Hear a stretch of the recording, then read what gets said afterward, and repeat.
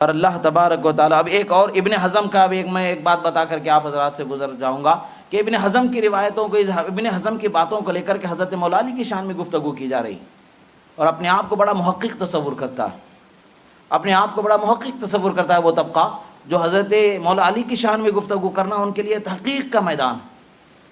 ارے تم کیا قیامت تک کہ تم جیسے ہزاروں مل کر کے بھی حضرت علی کی ایک شان کی تحقیق کا محقق نہیں کر سکتے.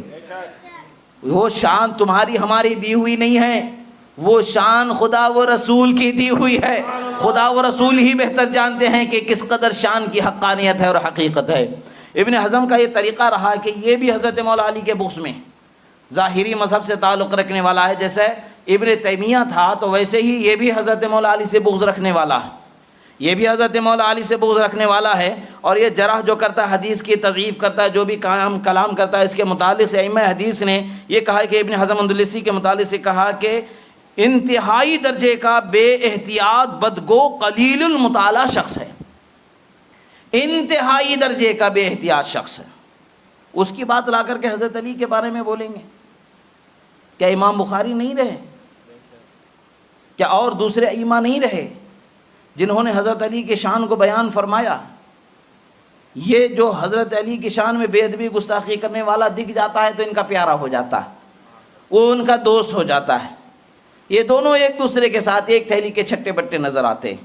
اس کے بعد میں اب اس کی حالت دیکھیں، محققین نے یہ لکھا ہے، امام ترمذی، امام ابن ماجہ رحمہ اللہ تعالی علیہما کو بھی اس نے مجہول کہہ دیا ہے. امام ترمذی نے جو حدیث روایت کی ہے اس حدیث کو کہتا ہے کہ راوی کون ہے میں نہیں جانتا، مجہول راوی ہے یہ، لہذا اس سند کو قبول نہیں کیا جا سکتا. صحاح ستہ کے امام ترمذی کو مجہول کہتا ہے، صحاح ستہ کے امام ابن ماجہ کو مجہول کہتا ہے. سوچنے کی بات ہے، ساری دنیا جن کو ائمہ حدیث مانتی ہے ان ائمہ حدیث میں 6 امام جو اونچا مقام رکھتے ہیں، امام بخاری، امام مسلم، امام ترمذی، امام ابو داؤد، امام ابن ماجہ، امام نسائی. یہ خصائص علی بھی امام نسائی ہی کی کتاب ہے. سنن نسائی، سنن ابن ماجہ، سنن ابو داؤد، سنن ترمذی، یہ وہ کتابیں ہیں ان کے لکھنے والوں کو دنیا امام مانتی ہے. پوری دنیا جانتی ہے ابن ماجہ کون ہے، سنن ابن ماجہ کے لکھنے والے، اور اس کو یہ کہتے ہیں کہ مجہول ہے. آپ سوچیں کیسی بات ہے، کیسی بیوقوفی ہے، بچوں جیسی بات ہے. اچھا اس کے بعد آگے کرتا چلو اس نے تو چلو اماموں کو کہہ دیا تو ہو سکتا ہے کہ ابن ماجہ اس تک نہیں پہنچی ہو، مان لیا جائے، سنن ترمذی اس تک نہیں پہنچی ہو، مان لیا جائے. مگر صحابہ کا ذکر تو ہوگا نا. صحابہ کو تو جانے، جب وہ نقاد بنا ہے، حدیث پر جرح کر رہا ہے، اسماء الرجال کا فن تو معلوم ہونا چاہیے نا، کون صحابی ہے، کون تابعی ہے، تابعی ہے، یہ تو معلوم ہونا چاہیے نا. وہ کہ اس کے حال کیا ہے، متعدد صحابہ کرام کو، متعدد تابعین اعظام تک کو اس نے مجہول کہہ دیا ہے. ایک جگہ نہیں، 2 جگہ نہیں. اگر اس کو اور زیادہ دیکھنا چاہتے ہیں تو اب یہ بولیں گے کہ بھئی حضرت کہاں سے یہ سب بیان کر رہے ہیں آپ؟